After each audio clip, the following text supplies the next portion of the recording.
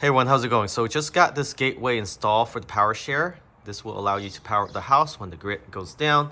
But I want to talk about this new wall connector. This is actually a game changer wall connector from Tesla. And if you have a wall connector in the past, there's a version 1, version 2, version 3. They still call this a version 3, but this is more of a version 4, and I'll tell you why. There's actually a magic box inside this wall connector. So it allows you to charge any EV with J1772 adapter and also the North America standard charging adapter. So from first glance, this looks like just a regular wall connector, but in closer inspection, this is more deep in depth.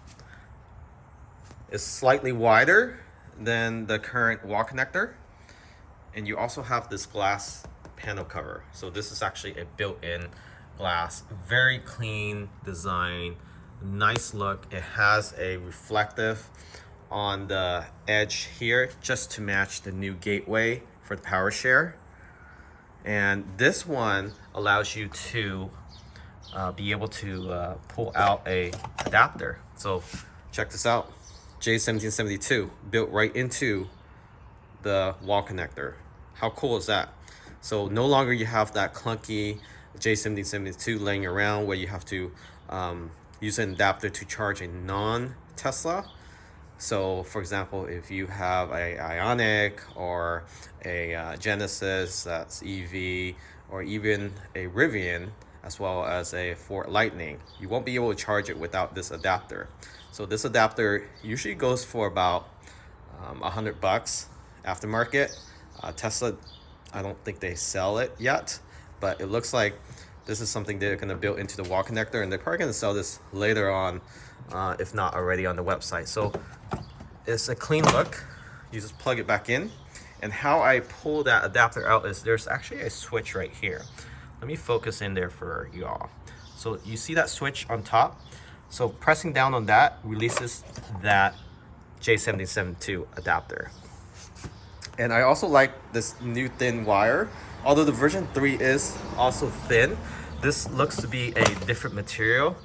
The version 3 had issue with tangling up and also cracking. We did a video on that, so it had quite a good amount of view on that. So hopefully Tesla did see that and they improved this wire. But from the feel of it, it feels like the version 2, where it has that bulky, thick wire, and this feels as strong as that same material. So they didn't switch up on this new version, and this unit itself is about $1,000 from my understanding. So it's not even on the website yet. You got to have a Cybertruck for you to be able to get this. Is actually included with the Foundation series. So if you don't have the Foundation series, you won't be able to get this, at least for the moment. So just to keep an eye out for it. It will be on the Tesla website very soon. And if I want to charge a Tesla, I just press on this. So that, let me get here. So press on that switch there, and that allows me to pull out just the North American charging standard without the J1772 adapter. So the adapter is still inside the wall connector, and this is looks to be 24 feet, not 20 feet. And then once I put it back, I don't have to push anything. I just slide it back in and it locks into place. It's a very clean look. The wires is so thin, easy to maneuver around, unlike the old version 2 or 1. The version 2 is, I still like the version 2 because of how strong the wires are, and it's very durable, but it's heavy.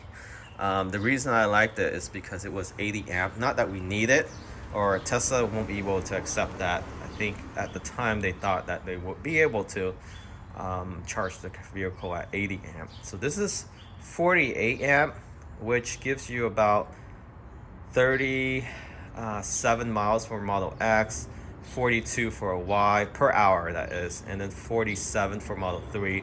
The Cybertruck gets about 25 to 28 miles per hour because of the larger capacity battery.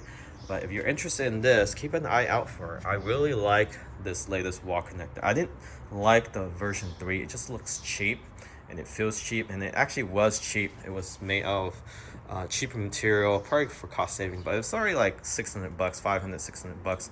So just pay for this one and you be future proof, because this will allow you to reverse charge, or not reverse charge, but reverse power back into the house. So it goes back into the gateway and then into the house. And if you have a let's say a battery, extra battery that store power, you can have it work in conjunction. So it will keep backup battery, and then you'll be able to charge your Tesla or non-EV.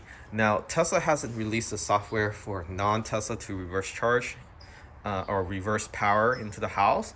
I'm sure that will come in the future, where other manufacturers will have to build some electronic hardware within their computer chip to be able to do that. Right now, it only works with a Cybertruck. I'm sure a Model Y, 3, X, and S in the future will be able to leverage off this new gateway to do bidirectional powering. So this, if you're charging the vehicle, this will flow down, and then if you're not, and then it's charging or powering the house, it flows back up, and it also will show on the app.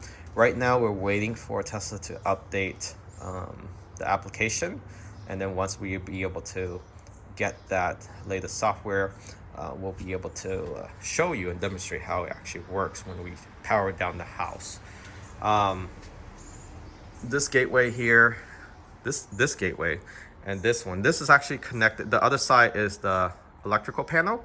So if your electrical panel is outside, further away, they might put this gateway out there with it and then run the wire in the garage. But because this is facing or reverse facing the electrical panel on the other side, it just makes sense to put it on the opposite end, and it just works out perfectly. It took the guys maybe 3-4 hours to install this too, but they had to remove our old wall connector and our NEMA 1450 charger as well. So we have 2 chargers. So this is 1 charger, and if we do need some backup, we do have a NEMA 1450. I do highly recommend that in case you have 2 EVs and you want to charge both.